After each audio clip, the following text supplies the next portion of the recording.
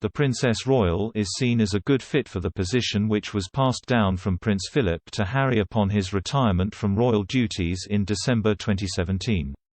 The Duke of Edinburgh had inherited the title in 1953 from the late King George VI, who died a year earlier. Senior military sources suggested Anne was nailed on as the next Captain General of the Royal Marines. A senior Royal Marines source told the Sunday Times, "Princess Anne has already done a lot with us over the years. She's really well connected to the Navy and, as a consequence, has a soft spot for the Royal Marines.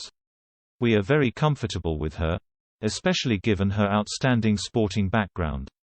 She is a good fit." A source close to the Princess Royal described her as being very keen to take on the role. The Queen's decision to have the title passed down to Harry from her husband was seen as a major honor for her grandson.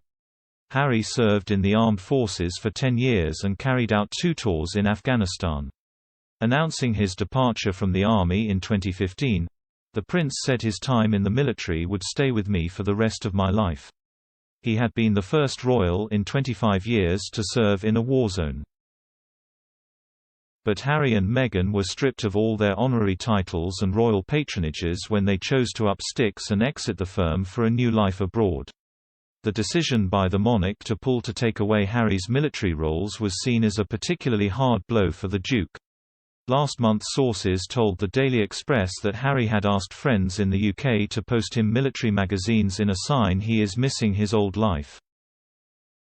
As the prince sets down deep roots in his new home in California, he is reportedly catching up on news from The Soldier magazine, the official publication for the British Army, RAF News and Air Clues, mod procurement publication Decider, and even Sanctuary, which reports on the mod's green agenda.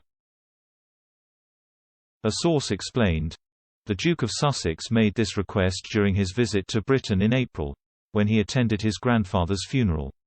Though is not a direct subscriber to these publications, he went out of his way to ask that they be sent on to his home in Los Angeles. While it is true that the list doesn't include either the Royal Navy or the Royal Marines publication, it is possible that he is sourcing these via other means." Last November, Harry's request to have a poppy wreath laid at the cenotaph on his behalf was refused by the palace. Every year, senior members of the royal family attend the monument to pay their respects to the fallen dead. In recent years, the Queen has opted to watch the ceremony from a balcony in Whitehall while Prince Charles has laid a wreath on her behalf. Last year, Harry and Meghan headed to a cemetery in Los Angeles to mark the somber occasion in their own way. The couple laid flowers on the graves of 2 Commonwealth soldiers, a man who had served in the Royal Australian Air Force and one from the Royal Canadian Artillery. A photographer was hired to capture the moment, and the Sussexes released the photos to the public. The move was seen as a sign of Harry's intention to retain links with the British and Commonwealth militaries, despite no longer holding any titles or patronages. Harry is expected to touch on his time in the military in his upcoming book, set to be released next year.